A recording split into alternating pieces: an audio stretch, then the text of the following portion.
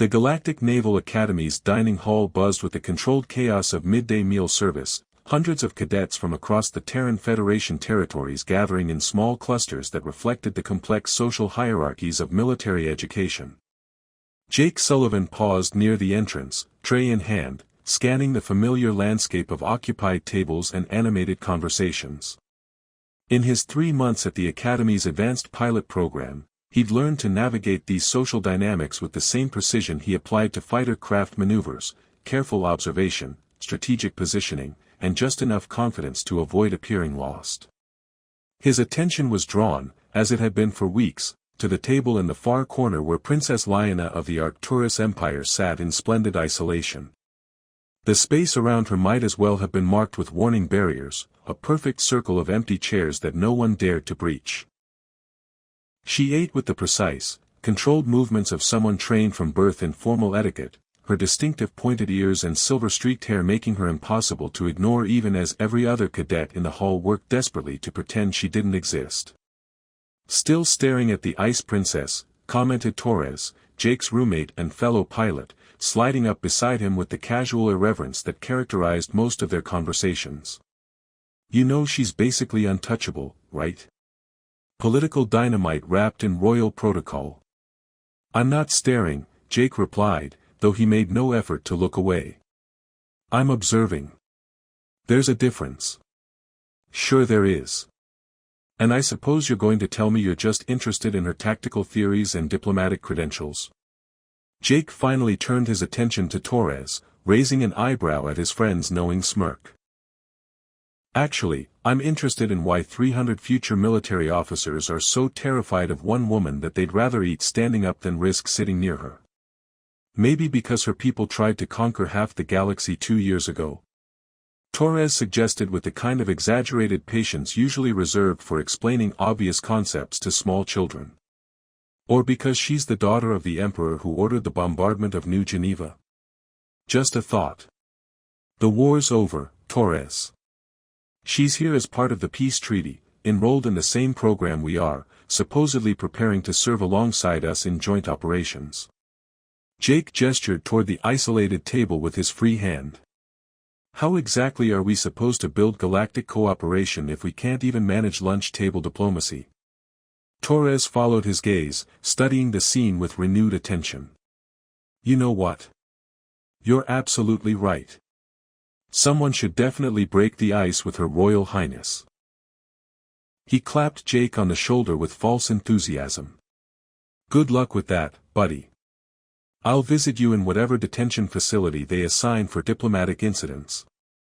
As Torres wandered off to find a safer table, Jake remained near the entrance, wrestling with the impulse that had been growing stronger every day since classes began. He'd spent enough time as an outsider himself, the working-class kid on scholarship among academy elites, the colonial pilot among core world aristocrats, to recognize the particular kind of loneliness that came from being simultaneously visible and untouchable. Princess Lyanna looked up from her meal, perhaps sensing his prolonged attention, and their eyes met across the crowded dining hall.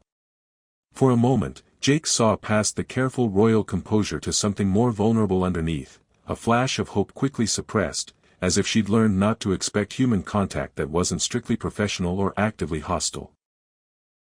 The moment stretched between them, filled with possibilities and consequences that Jake couldn't fully calculate.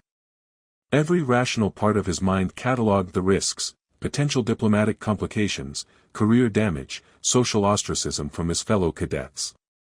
But the larger part of him, the part that had driven him to excel as a pilot despite lacking the proper background and connections, simply couldn't tolerate watching someone eat alone day after day while surrounded by hundreds of potential companions.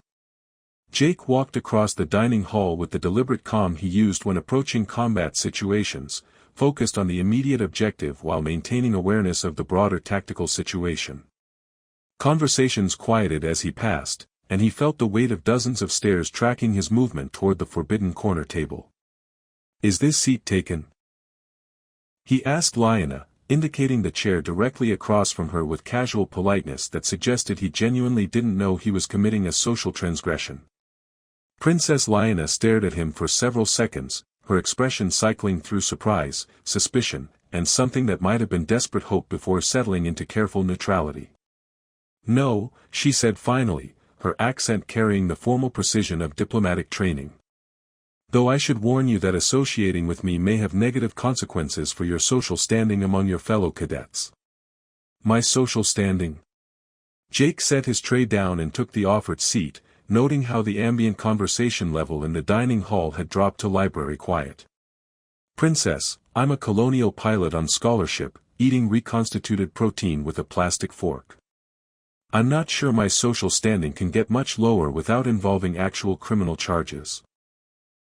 The comment earned him a slight smile that transformed Lyanna's entire face, revealing the young woman behind the royal facade. "I suppose that's one advantage to starting at the bottom," she observed. "Limited downward mobility potential." "Exactly. Plus, I've always been curious about Arcturian cuisine." Jake examined his tray with exaggerated interest. "Though I'm guessing this isn't representative of imperial fine dining." "Not unless our chefs have dramatically lowered their standards since I left home," Lyanna agreed, her formal posture relaxing slightly. "Academy food appears to be universally terrible regardless of species or social class." As they began eating, Jake became aware of the attention their table was receiving from every other cadet in the dining hall. Conversations had resumed, but the quality had changed, hushed, urgent discussions punctuated by poorly concealed glances in their direction. He could practically feel the speculation and judgment radiating from nearby tables. "So," he said conversationally, "on a scale of 1 to galactic incident, how much trouble am I about to be in for sitting here?" "That depends," Lyanna replied, seeming to genuinely consider the question. "Are you planning to continue this association beyond today's meal?" Jake studied her face, noting the carefully controlled hope in her expression. "Are you planning to keep eating lunch alone indefinitely?" "I had not considered alternatives to be available." "Well, now you have at least one alternative. Assuming you don't mind having company with questionable table manners and a tendency toward inappropriate humor." "I believe I can tolerate both shortcomings," Lyanna said with what Jake was beginning to recognize as her version of amusement. "Though I should mention that my presence tends to make people uncomfortable. You may find that your other friendships become complicated." Jake glanced around the dining hall, noting the mix of curiosity, disapproval, and outright hostility in the faces watching them. "Princess, I've been making people uncomfortable my entire life. It's practically a professional skill at this point." "And why is that?" "Because I have a bad habit of pointing out when things don't make sense. Like the fact that we're supposedly training for joint operations with former enemy species, but we can't manage basic social interaction during meal periods." Jake gestured toward the wider room with his fork. "Half these cadets will be commanding mixed-species crews within 5 years, but they're terrified of sharing a table with their future ally." Lyanna considered this perspective with obvious interest. "You believe our peoples can truly become allies rather than merely maintaining an armed truce?" "I think we'd better figure out how to become allies, because the next threat we face probably won't care about our previous territorial disputes." Jake leaned back in his chair, warming to the subject. "The universe is a big place, Princess. There are worse things out there than Arcturian expansion or Terran colonialism." Such as the kind of enemies that would require both our fleets working together to have any chance of survival." Jake's expression grew more serious. "I've read the classified reports about the Outer Rim incidents. Something's stirring out there, and it's not interested in negotiating territorial boundaries or signing peace treaties." The conversation was interrupted by the approach of Cadet Morrison, a core world aristocrat whose family connections had secured him a place in the program despite mediocre test scores. Morrison's expression carried the kind of aggressive confidence that Jake associated with people who'd never faced real consequences for their actions. "Sullivan," Morrison said with false friendliness, "interesting choice of dining companion. I hope you're not planning to make this a regular arrangement." "Why?" Jake replied without looking up from his meal. "Did the Academy implement assigned seating while I wasn't paying attention?" "No, but some of us are concerned about the message this sends." Fraternizing with former enemies might give people the wrong impression about Federation loyalty. Jake set down his fork and looked directly at Morrison, his expression shifting to the kind of cold calculation that had served him well in combat situations. Morrison, are you questioning my loyalty to the Federation? I'm questioning your judgment, Morrison replied, though his tone had lost some of its initial confidence. We all know why she's really here. Political theater to make the peace treaty look good. But that doesn't mean we have to pretend we're all friends. Actually, Cadet Morrison, Lyanna interjected with royal authority that made her diplomatic training immediately apparent. I am here because your military leadership requested advanced tactical education for Arcturian officers who will be serving in joint operations. The same reason, I assume, that you are here. Morrison's face flushed with embarrassment and anger. That's different. I'm not the daughter of a war criminal. The words hit the dining hall like a dropped gravity bomb, creating a silence so complete that Jake could hear the ventilation system cycling. Lyanna's expression didn't change, but Jake noticed her hands tighten on her utensils with the kind of control that suggested significant inner turmoil. Cadet Morrison, Jake said with conversational calm that somehow made his words more threatening than shouting would have been, you should probably walk away now. Before you say something that gets you assigned to sanitation duty for the rest of the semester. Are you threatening me, Sullivan? I'm giving you advice. Free of charge, as a courtesy between fellow cadets. Jake stood up slowly, his pilot's reflexes evident in the fluid motion. But if you'd prefer to continue insulting our classmates' family in public, I'm happy to explain why that's a poor tactical decision. Morrison looked around the dining hall, perhaps expecting support from other cadets, but found only uncomfortable silence and averted eyes. After a moment of tense standoff, he turned and stalked away, muttering something about colonial upstarts and political correctness. Jake resumed his seat, noting that Lyanna was studying him with renewed interest. That was unnecessary, she said quietly. I am accustomed to such comments. Maybe you shouldn't have to be accustomed to them, Jake replied. And maybe the rest of us shouldn't be comfortable letting it happen. Why? Lyanna asked, genuine curiosity evident in her voice. Why risk social complications to defend someone you barely know? Jake considered the question, trying to articulate something that felt more like instinct than rational decision-making. Because if we can't learn to treat each other with basic respect during peacetime, how are we supposed to function as allies when things get difficult? And because, he added with a slight smile, someone once told me that the measure of a person's character isn't how they treat their superiors or their equals, but how they treat people who can't do anything for them in return. Lyanna was quiet for several minutes, finishing her meal while apparently processing their conversation and its implications. When she finally spoke, her voice carried a warmth that hadn't been there before. Captain Sullivan, would you be interested in continuing this conversation tomorrow at the same time? I would, Jake replied, pleased to note that she'd used his proper rank rather than the dismissive cadet that most academy personnel preferred.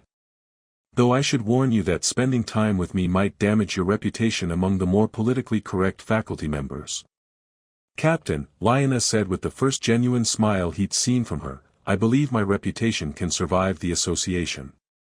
As they left the dining hall together, Jake noticed that the conversations around them had taken on a different quality, still speculative, but less uniformly hostile.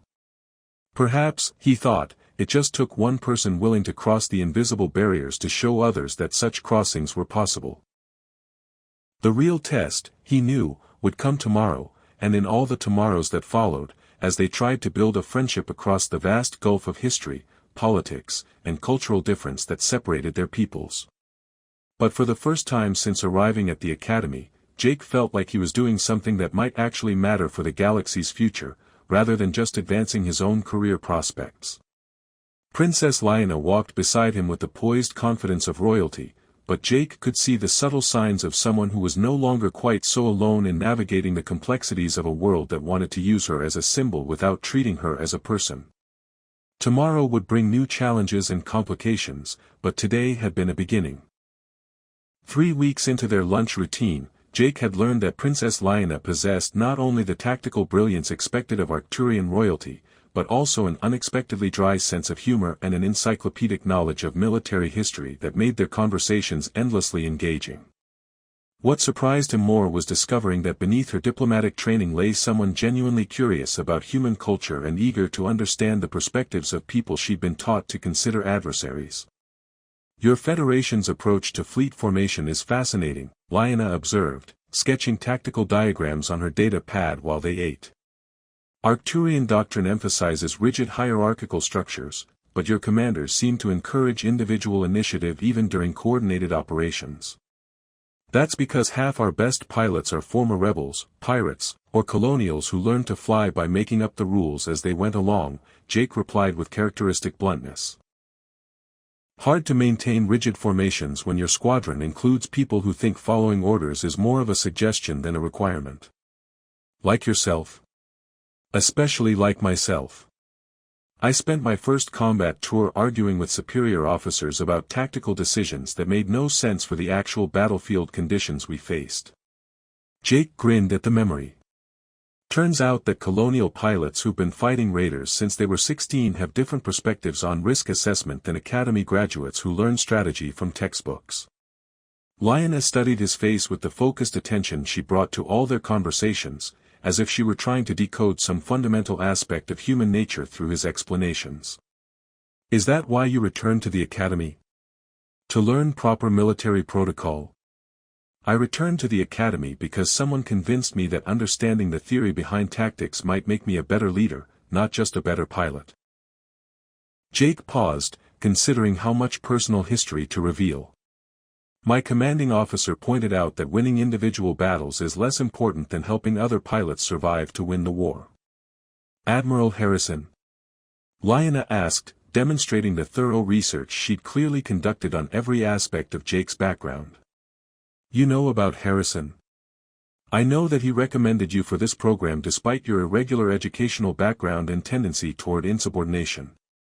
Lyanna's tone carried what Jake was learning to recognize as teasing rather than criticism. "I also know that he served with distinction during the siege of Proxima Station, where Arcturian forces did not behave honorably."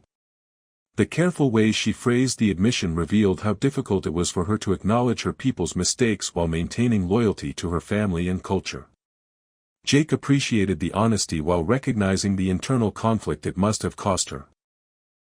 "Harrison's a good commander because he cares more about results than protocol," Jake said diplomatically.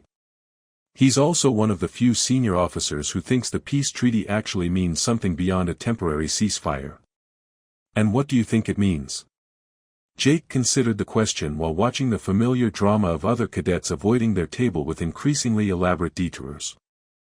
"I think it means we have a chance to be better than we were during the war. Whether we take that chance depends on people like us figuring out how to work together instead of just tolerating each other's existence." Their conversation was interrupted by the arrival of Cadet Chen, one of the few students who'd begun nodding politely to Lyanna in the corridors, though she'd never attempted direct conversation before now. "Princess Lyanna, Captain Sullivan," Chen said formally, "I wanted to thank you for your tactical analysis during yesterday's strategy seminar. Your point about supply line vulnerabilities in extended operations was particularly insightful." "Thank you, Cadet Chen," Lyanna replied with the gracious acknowledgement that royal training had made automatic. "Though I should note that Captain Sullivan identified the key weakness in the proposed formation structure." "Actually," Jake interjected, "I just pointed out that the fuel consumption rates didn't make sense. Princess Lyanna was the one who calculated the exact point where the fleet would become vulnerable to interdiction attacks." Chen looked between them with obvious interest, apparently processing the easy way they built on each other's observations and shared credit for insights. "Are you planning to request partnership assignments for the advanced tactical exercises?" Jake and Lyanna exchanged glances, both realizing they'd been so focused on their daily conversations that they hadn't considered the practical implications for their official academy work. "I hadn't thought about formal partnerships," Jake admitted. 3 weeks into their lunch routine, Jake had learned that Princess Lyanna possessed not only the tactical brilliance expected of Arcturian royalty, but also an unexpectedly dry sense of humor and an encyclopedic knowledge of military history that made their conversations endlessly engaging. What surprised him more was discovering that beneath her diplomatic training lay someone genuinely curious about human culture and eager to understand the perspectives of people she'd been taught to consider adversaries. "Your Federation's approach to fleet formation is fascinating," Lyanna observed, sketching tactical diagrams on her data pad while they ate. "Arcturian doctrine emphasizes rigid hierarchical structures, but your commanders seem to encourage individual initiative even during coordinated operations." "That's because half our best pilots are former rebels, pirates, or colonials who learned to fly by making up the rules as they went along," Jake replied with characteristic bluntness. "Hard to maintain rigid formations when your squadron includes people who think following orders is more of a suggestion than a requirement. Like yourself? Especially like myself. I spent my first combat tour arguing with superior officers about tactical decisions that made no sense for the actual battlefield conditions we faced." Jake grinned at the memory. "Turns out that colonial pilots who've been fighting raiders since they were 16 have different perspectives on risk assessment than academy graduates who learn strategy from textbooks." Lyanna studied his face with the focused attention she brought to all their conversations, as if she were trying to decode some fundamental aspect of human nature through his explanations. "Is that why you returned to the academy? To learn proper military protocol?" "I returned to the academy because someone convinced me that understanding the theory behind tactics might make me a better leader, not just a better pilot." Jake paused, considering how much personal history to reveal. "My commanding officer pointed out that winning individual battles is less important than helping other pilots survive to win the war." "Admiral Harrison?" Lyanna asked, demonstrating the thorough research she'd clearly conducted on every aspect of Jake's background. "You know about Harrison? I know that he recommended you for this program despite your irregular educational background and tendency toward insubordination." Lyanna's tone carried what Jake was learning to recognize as teasing rather than criticism. "I also know that he served with distinction during the siege of Proxima Station, where Arcturian forces did not behave honorably." The careful way she phrased the admission revealed how difficult it was for her to acknowledge her people's mistakes while maintaining loyalty to her family and culture. Jake appreciated the honesty while recognizing the internal conflict it must have cost her. "Harrison's a good commander because he cares more about results than protocol," Jake said diplomatically. "He's also one of the few senior officers who thinks the peace treaty actually means something beyond a temporary ceasefire." "And what do you think it means?" Jake considered the question while watching the familiar drama of other cadets avoiding their table with increasingly elaborate detours. "I think it means we have a chance to be better than we were during the war. Whether we take that chance depends on people like us figuring out how to work together instead of just tolerating each other's existence." Their conversation was interrupted by the arrival of Cadet Chen, one of the few students who'd begun nodding politely to Lyanna in the corridors, though she'd never attempted direct conversation before now. "Princess Lyanna, Captain Sullivan," Chen said formally, "I wanted to thank you for your tactical analysis during yesterday's strategy seminar. Your point about supply line vulnerabilities in extended operations was particularly insightful." "Thank you, Cadet Chen," Lyanna replied with the gracious acknowledgement that royal training had made automatic. "Though I should note that Captain Sullivan identified the key weakness in the proposed formation structure." "Actually," Jake interjected, "I just pointed out that the fuel consumption rates didn't make sense." Princess Lyanna was the one who calculated the exact point where the fleet would become vulnerable to interdiction attacks. Chen looked between them with obvious interest, apparently processing the easy way they built on each other's observations and shared credit for insights. "Are you planning to request partnership assignments for the advanced tactical exercises?" Jake and Lyanna exchanged glances, both realizing they'd been so focused on their daily conversations that they hadn't considered the practical implications for their official academy work. "I hadn't thought about formal partnerships," Jake admitted. "But it might be interesting to see how our different training backgrounds complement each other in practice." "If the academy administration would approve such an arrangement," Lyanna added carefully. "There may be political considerations that would make joint assignments complicated." "Only one way to find out," Chen observed with a smile. Though I should mention that several other cadets have been watching your discussions with considerable interest. Some of us are beginning to think that maybe the old territorial divisions don't make as much sense as we were taught. After Chen left, Jake noticed that their table's isolation bubble had developed some cracks. A few other cadets were making eye contact and offering cautious nods, while the conversations around them had lost some of their hostile undertone. "We're becoming a curiosity," Lyanna observed, apparently reaching the same conclusion. "Better than being a pariah," Jake replied. "Though I have to ask, are you comfortable with how visible this friendship is becoming? I know your family's situation is more complicated than mine." Lyanna was quiet for several minutes, her expression cycling through emotions that Jake couldn't entirely read. When she finally spoke, her voice carried a vulnerability he hadn't heard before. "My family sent me here to serve as a symbol of Arcturian commitment to peace. They expected me to maintain proper diplomatic distance while demonstrating cultural superiority through academic excellence." She paused, looking directly at Jake. "They did not expect me to develop genuine friendships with former enemies or to begin questioning some of our fundamental assumptions about interspecies relations." "Are you questioning those assumptions?" "Every day. Particularly when I listen to your stories about colonial life and realize how much I was never taught about the human experience outside the core worlds." Lyanna's pointed ears flickered with what Jake had learned indicated embarrassment or uncertainty. "I was raised to believe that Arcturians were naturally superior leaders and that other species needed our guidance to achieve their full potential. And now I think that belief system might have been designed to justify conquest rather than describe reality." The admission seemed to surprise Lyanna herself, as if she hadn't fully articulated the thought before speaking it aloud. Jake felt a sudden surge of protective sympathy, recognizing the particular kind of disillusionment that came from discovering that your foundational beliefs had been carefully constructed lies. "Princess, questioning what you were taught doesn't make you disloyal to your people. It makes you capable of helping them become better than they've been." "Does it? Or does it make me a traitor who's been corrupted by enemy influence?"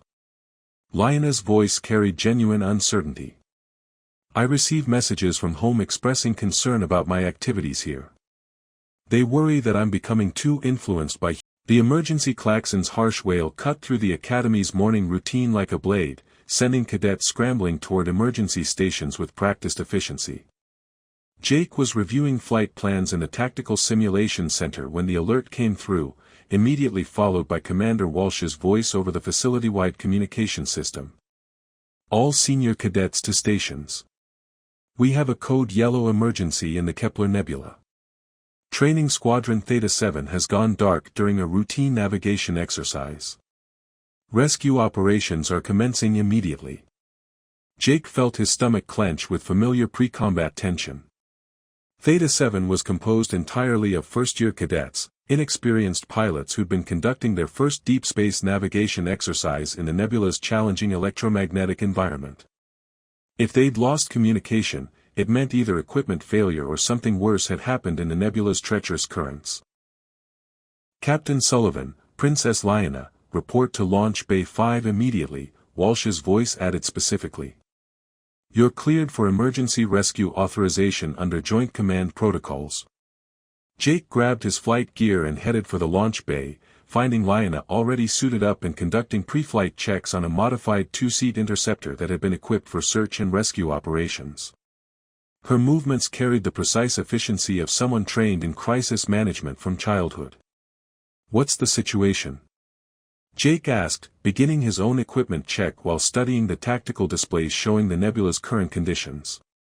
12 cadets in a disabled training vessel, last known position approximately 40 kilometers inside the nebula's interference zone, Lyanna replied without looking up from her instruments.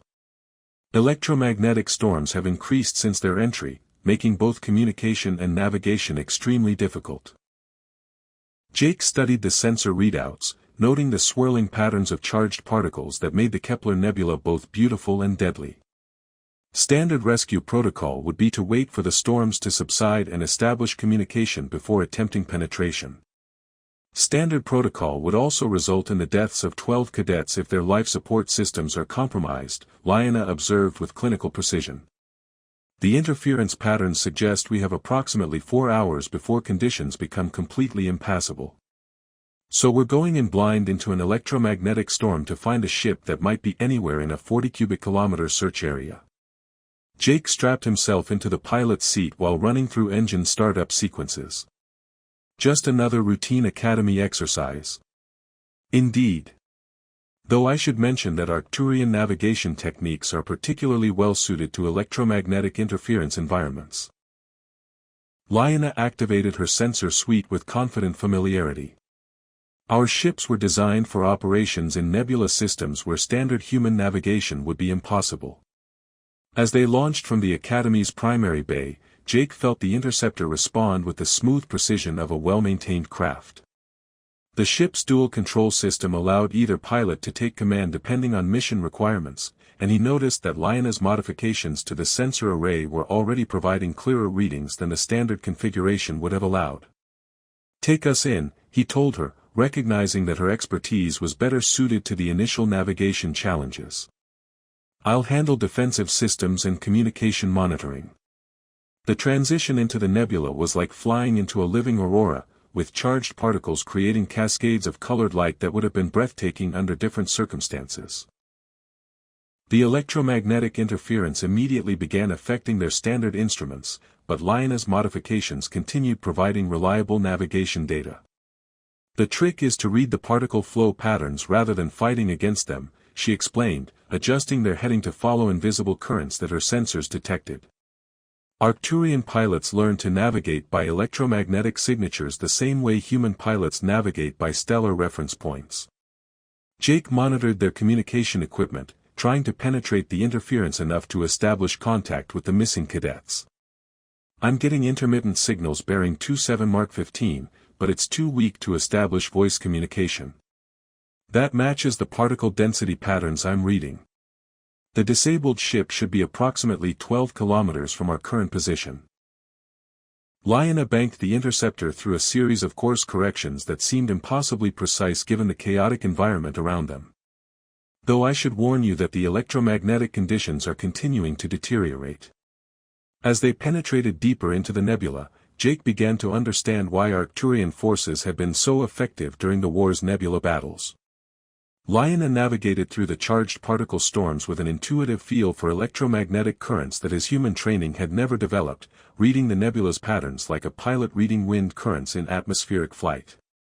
"There," she announced, pointing toward a faint metallic glint barely visible through the swirling energy fields. "Training vessel Echo 47, approximately 2 kilometers bearing 180 Mark 5. Jake activated their rescue equipment while studying the disabled ship's configuration. "I'm reading severe hull damage to their primary sensor array and what looks like a complete power failure in their navigation systems. They're drifting with the particle currents. Can you establish communication?" "Trying now." Jake adjusted their communication array to penetrate the interference.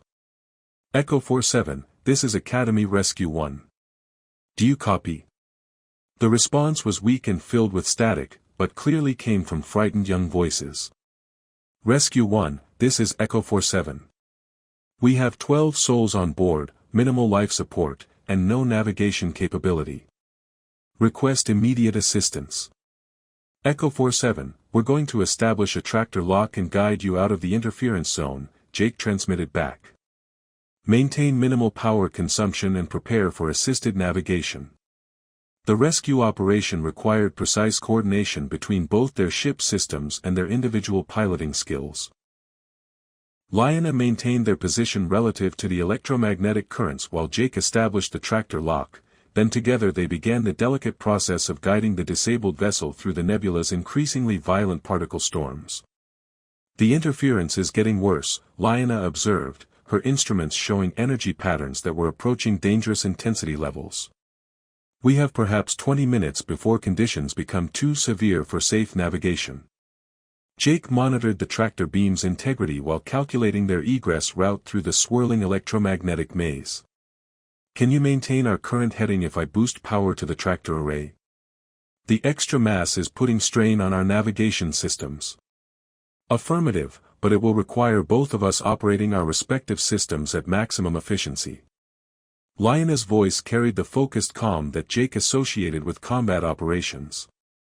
I'll handle navigation and course corrections. You maintain tractor lock and monitor the rescued vessel's condition. The next 15 minutes tested both their technical skills and their ability to function as a coordinated team under extreme pressure. Lyanna guided them through electromagnetic storms that would have disabled most pilots, while Jake maintained precise control of the rescue tractor despite equipment interference that made normal operations nearly impossible. When they finally emerged from the nebula's interference zone with Echo 47 safely in tow, Jake felt the kind of exhausted satisfaction that came from successful completion of a genuinely difficult mission. The rescue had required not just their individual expertise, but seamless cooperation between their different training backgrounds and cultural approaches to crisis management. Academy Control, this is Rescue 1, Jake transmitted as they approached the station's recovery bay. Echo 47 is secure with all 12 crew members safe and accounted for. Requesting priority medical evaluation for potential radiation exposure. Rescue 1, this is Academy Control. Outstanding work. Medical teams are standing by for immediate crew assessment. As they guided the damaged training vessel into the station's recovery bay, Jake found himself reflecting on what they'd just accomplished. The rescue had succeeded because Lyanna's Arcturian navigation expertise had been perfectly complemented by his human pilot training, creating a capability that neither could have achieved alone. That was exceptional flying, he told Lyanna as they shut down their systems. I've never seen anyone navigate electromagnetic interference with that level of precision. Your tractor beam control was equally impressive, she replied. Maintaining lock stability in those conditions required skills I was never trained to develop. Admiral Harrison was waiting for them in the launch bay, his expression carrying the kind of serious satisfaction that suggested their rescue operation had been closely monitored by Academy leadership. Captain Sullivan, Princess Lyanna, he acknowledged them formally. Preliminary reports suggest you just completed one of the most technically challenging rescue operations in Academy history. The conditions you navigated would have challenged veteran pilots with decades of experience. We had good equipment and better cooperation, Jake replied diplomatically. Princess Lyanna's navigation expertise made the mission possible. And Captain Sullivan's piloting skills made it successful, Lyanna added with equal courtesy. Harrison studied them both with obvious interest, apparently processing not just their individual performances but the way they functioned as a coordinated team. Your joint command exercise next week has been cancelled, he announced, causing Jake to feel a stab of disappointment. Instead, you've both been assigned to a special operations task force that's being formed to handle emergencies requiring mixed-species expertise. Special operations? Lyanna asked with obvious curiosity. Joint Human-Arcturian Crisis Response Teams, designed to handle situations that require both species' unique capabilities. Harrison's expression grew more serious. The rescue you just completed demonstrated exactly the kind of coordination that could make such teams invaluable for protecting frontier settlements and maintaining galactic stability. Jake felt a surge of excitement mixed with apprehension. The assignment represented everything he'd hoped for when returning to the Academy, but it also meant that his partnership with Lyanna was about to become much more public and politically significant. Admiral, Jake said carefully, are we being assigned to prove that cooperation is possible, or to serve as a test case that might justify ending such cooperation if we fail? Captain, you're being assigned because you've already proven that former enemies can become effective allies when they're willing to trust each other's strengths and compensate for each other's weaknesses. Harrison smiled with what appeared to be genuine pride. The question now is whether you can build on that partnership to help create a more stable and secure galaxy. As they left the launch bay together, Jake noticed that their successful rescue operation had fundamentally changed their status within the Academy community. Other cadets approached with respectful congratulations rather than suspicious avoidance, while faculty members who'd previously maintained diplomatic distance were now offering genuine praise for their performance. We're not outsiders anymore, Lyanna observed with obvious wonder. No, Jake agreed, we're not. The question is whether we can handle being insiders without losing the perspective that made us effective outsiders. Their friendship had begun as two lonely individuals finding companionship across cultural divides, but it was becoming something much larger, a partnership that could serve as a model for the kind of interspecies cooperation the galaxy needed to face its uncertain future. The real challenges would come when they moved beyond the Academy's protected environment into operational assignments where their cooperation would be tested by real dangers and genuine consequences. But for now, Jake was content to have discovered that the barriers between former enemies weren't as insurmountable as everyone believed, and that sometimes the most unlikely partnerships could become the strongest alliances. 6 months after graduation, Jake stood in the command center of the Joint Task Force ship Harmony, watching sensor displays that showed a scene of devastation that made his pilot's instincts scream warnings about impossible tactical situations.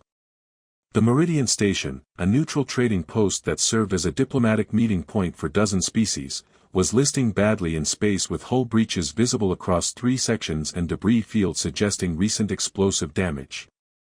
Terrorist attack, reported Lieutenant Chen, who'd requested assignment to their task force after witnessing their Academy partnership.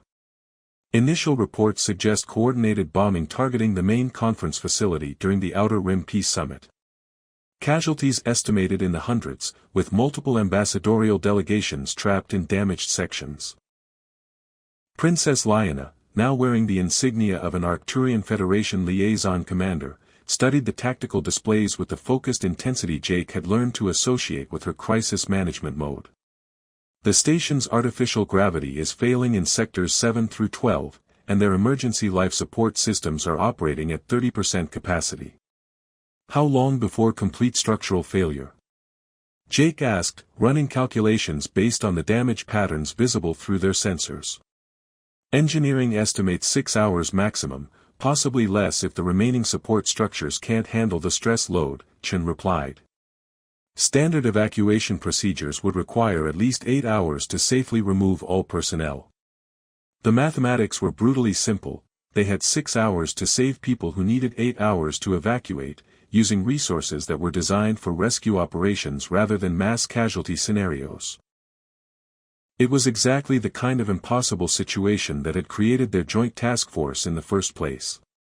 What forces do we have available? Lyanna asked, her tactical mind immediately shifting to resource assessment. Harmony with full crew, plus the escort vessels Defiant and Resolve, Jake replied, consulting their operational status displays. Total complement of 60 personnel, with mixed human and Arcturian specialties. And the station has approximately 400 souls aboard, including ambassadorial staff, security personnel, and civilian contractors. Lyanna's expression grew more focused. We'll need to coordinate evacuation priorities while simultaneously conducting structural stabilization operations. Jake felt the familiar pre-combat surge of adrenaline mixed with analytical clarity that had served him well during dangerous operations. Chen, get me a direct communication link with Station Command. Lyanna, I need you to assess whether Arcturian structural engineering techniques could buy us additional time by reinforcing the damaged sections. As communications were established with the crippled station, Jake found himself facing Captain Reynolds, the station commander whose military bearing couldn't completely hide his barely controlled panic about the deteriorating situation. Commander Sullivan, thank God you're here, Reynolds said without preamble. We've got multiple hull breaches, failing life support, and nearly 100 people trapped in sections we can't reach through normal access routes. Captain Reynolds, this is Commander Lyanna, Jake replied, activating the joint communication protocol they developed for crisis situations. We're going to need detailed structural analysis and evacuation priority assessments before we can begin rescue operations. Commander Lyanna. Reynolds's expression shifted to poorly concealed surprise. I thought this was a Federation task force. This is a joint human Arcturian crisis response team, Lyanna replied with diplomatic precision that carried an edge of steel. Our success rate for complex rescue operations is currently 100%, Captain. I suggest we focus on maintaining that record rather than discussing command structures. Jake suppressed a smile at Lyanna's handling of Reynolds's obvious prejudice. 6 months of operational partnership had taught them both how to present united authority when dealing with officials who questioned their joint command arrangement. "What's our tactical situation?" Jake asked, steering the conversation back to practical matters. The bombs were placed strategically to maximize structural damage while creating multiple crisis points that would overwhelm our emergency response capabilities, Reynolds explained, his professional competence overriding his personal discomfort. Whoever planned this understood station architecture well enough to target critical support systems. "Professional work," Lyanna observed grimly. "This suggests organized terrorist activity rather than random violence." Jake studied the damage patterns displayed on their screens, noting the precision of the attacks and their timing during the peace summit. Someone wanted to prevent these diplomatic talks from succeeding, and they were willing to kill hundreds of people to accomplish that goal. "The political implications can be addressed later," Lyanna said firmly. "Right now we have 400 people who need immediate rescue from a failing structure." Jake made the command decision that would define their operational approach. "We're going to split our forces and attack this problem from multiple angles simultaneously. Lyanna, take the resolve and focus on structural stabilization using Arcturian engineering techniques. I'll take the Defiant and begin evacuation operations in the most critical sections." "That violates standard rescue protocols," Chen observed carefully. "Joint operations are supposed to maintain unified command structures." "Standard protocols assume we have adequate time and resources," Jake replied. "We have neither, which means we improvise or watch people die." Lyanna was already moving toward the transport bay, her expression carrying the kind of determined focus that Jake had learned to associate with her most effective leadership moments. "I'll need your best structural engineers and all available emergency repair equipment. If we can reinforce the failing support systems, we might extend our operational window to 8 or 9 hours. And I'll need rapid insertion teams with experience in zero-gravity rescue operations," Jake added, coordinating his own mission requirements. "We're going to have to extract people from damaged sections where normal transportation isn't possible." The next 4 hours tested every skill they developed during their academy training and subsequent operational assignments. Jake led insertion teams through collapsed corridors and debris-filled chambers, extracting trapped diplomats and station personnel while structural integrity continued deteriorating around them. Meanwhile, Lyanna coordinated emergency engineering operations that used Arcturian gravitic manipulation techniques to reinforce failing bulkheads and extend the station's operational lifespan. Their separated operations required constant communication and coordination, with each team's success dependent on the other's ability to maintain critical systems and access routes. Jake found himself relying on Lyanna's engineering assessments to determine safe extraction routes, while she needed his real-time damage reports to prioritize her repair operations. "Structural integrity is holding at 60%, Lyanna reported during one of their coordination updates. "The gravitic reinforcement techniques are working better than projected, but we're approaching the limits of what emergency repairs can accomplish." "Evacuation is proceeding ahead of schedule," Jake replied, guiding another group of rescued personnel toward the transport ships. "We've cleared sectors 9 through 12, but there are still approximately 80 people trapped in the conference facility's lower levels." "The conference facility is the most structurally compromised section," Lyanna warned. "Our reinforcements won't hold there for more than another hour." Jake made another command decision that pushed the boundaries of acceptable risk. "I'm taking a team in for final extraction. If we can get those 80 people out in the next 40 minutes, we'll have saved everyone." "Jake, the structural data suggests that section could collapse completely at any moment. One significant impact or system failure could trap your entire team." "Then we'd better work fast," Jake replied with the kind of calm determination that had become his trademark during dangerous operations. The final extraction required every skill Jake had developed as a pilot and every lesson he'd learned about leadership under pressure.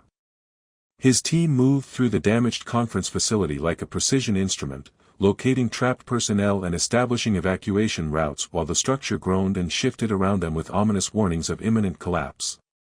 Meanwhile, Lyanna pushed her engineering teams beyond normal operational limits, using experimental applications of Arcturian technology to maintain critical systems long enough for the final evacuations to succeed. Her calculations had to be perfect. Too little reinforcement would result in catastrophic failure, while too much could cause unpredictable structural reactions that might trap Jake's team permanently. Last group extracted, Jake finally reported, his team emerging from the facility moments before a major support beam failed with a sound like thunder. All personnel accounted for and en route to recovery ships. Structural collapse imminent, Lyanna replied, beginning emergency withdrawal procedures for her engineering teams. We need to clear minimum safe distance within the next 10 minutes. The evacuation of their own personnel proceeded with the practiced efficiency of teams that had trained extensively for emergency scenarios. Both the Defiant and Resolve cleared the station's danger zone with minutes to spare before Meridian Station's final structural failure sent debris cascading through space in a display of destruction that would have been beautiful if it hadn't represented the near death of 400 people. Final tally, Chen reported as they established safe orbital distance. 396 souls rescued, for confirmed casualties who were already deceased when we arrived, 0 operational losses from our task force. Jake felt the exhausted satisfaction that came from successful completion of an impossible mission, but he also recognized that their success had depended entirely on the seamless cooperation between human and Arcturian expertise that had become the foundation of their partnership. Outstanding work, both of you, Admiral Harrison's voice came through their communication system from the task force's command ship. Initial reports suggest this may be the most successful complex rescue operation in recent galactic history. It worked because we were willing to split our forces and trust each other's expertise, Lyanna replied, her formal tone not quite hiding her exhaustion. Standard unified command protocols would have resulted in significant casualties. Noted, Harrison replied dryly. Though I suspect your superiors on both sides are going to have interesting reactions to your tactical improvisation. Over the following weeks, as their rescue operation was analyzed and debated by military strategists and political leaders throughout the galaxy, Jake and Lyanna found themselves at the center of discussions about the future of interspecies cooperation that extended far beyond their individual careers. The Meridian Station rescue had demonstrated conclusively that joint human-Arcturian operations could achieve results that neither species could accomplish independently. More importantly, it had shown that former enemies could develop trust and coordination that transcended their historical conflicts when faced with genuine threats to galactic stability. We've been reassigned, Lyanna announced during one of their strategy meetings, consulting official communications from both their governments. Joint command of the new Interspecies Crisis Response Division, with authorization to recruit personnel from any allied species and operate with minimal political oversight. Jake studied the assignment documents, noting the unprecedented level of operational independence they were being granted. They're essentially giving us carte blanche to build the kind of cooperative force structure we've been proving works in practice. More than that, Lyanna replied with obvious satisfaction. They're acknowledging that the future of galactic security requires moving beyond the old territorial divisions and species-based command structures. As Jake looked around their operational center, noting the mixed crews of humans, Arcturians, and other species who'd requested assignment to their task force, he realized that their simple act of sharing a lunch table had grown into something that was reshaping the galaxy's approach to interspecies relations. Any regrets? He asked Lyanna during a quiet moment between operational briefings.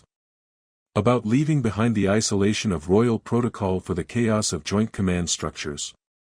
Lyanna's smile carried warmth that had replaced the careful diplomatic composure he'd first encountered in the Academy dining hall. None whatsoever.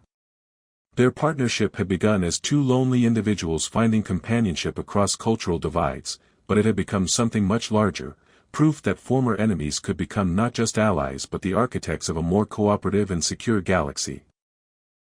The barriers that had once seemed insurmountable had proven to be nothing more than conventions that could be overcome by people willing to choose trust over suspicion and cooperation over competition. The real work was just beginning, as they faced the challenge of institutionalizing the kind of interspecies cooperation that had made their success possible.